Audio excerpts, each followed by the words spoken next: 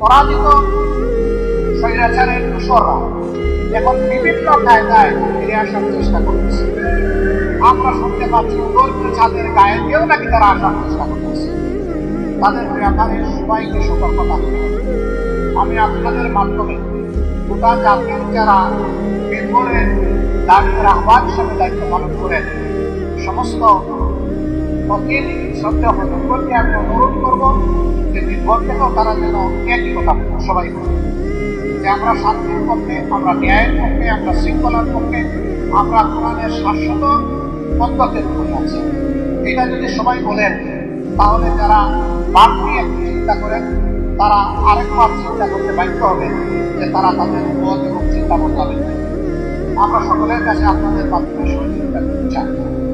আমরা সরকারকে অনুরোধ করব যে এদেশের যারা উলামায়ে কেরাম আছেন তাদেরকে যথাযথ গুরুত্ব দিয়ে সরকার যেন তাদের সহযোগিতা করেন, তাদেরকে যেন অবমূল্যায়ন করা না হয়।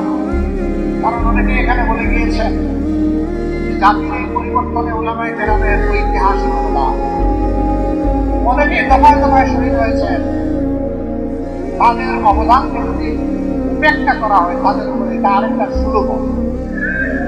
অবশ্যই তাদের এই ত্যাগের স্বীকৃতি সরকার দিতে হবে।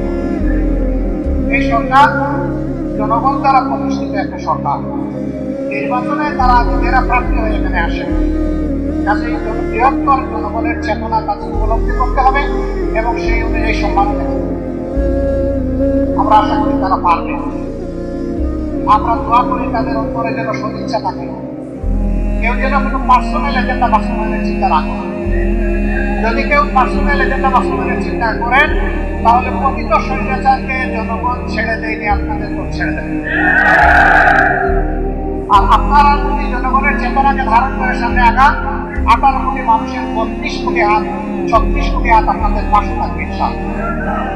তখন কোনো অপশক্তি আন্দোলনের এই ফসলকে নষ্ট করার, প্রতিষ্ঠান করার, ধ্বংস করার দুঃসাহস হবে। ইতিমধ্যে তারা বিভিন্ন ভদ্র এসেছিল, আল্লাহ তাআলা সবগুলো ব্যক্ত করে দিয়েছে। আমরা সেই মহান গুরুদের দরবারে শুকরিয়া আদায় করি, তিনি নিজেই পরিবর্তন করে দিয়েছেন। এটা আমাদের চেষ্টার ফসল নয়।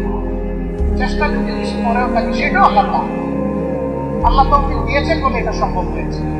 অতএব আসুন আমরা সমস্ত ক্রেডিট ছিল আল্লাহ তাআলাকে দিই, আলহামদুলিল্লাহ রাব্বিল আলামিন। আমরা যেন কেউ কোনো ক্রেডিট দেন না যে এটা উলামায়ে কেরাম করেছে, এটা অমুক দল করেছে, এটা ছাত্র শিবির, এটা জামাতে ইসলাম, এটা বিএনপি বা এটা অমুক দল, এই ধরনের কথা বলা সম্ভব হবে না, কোনো অবস্থায় সম্ভব হবে না। বরং সব ক্রেডিট আল্লাহ রাব্বুল আলামিন।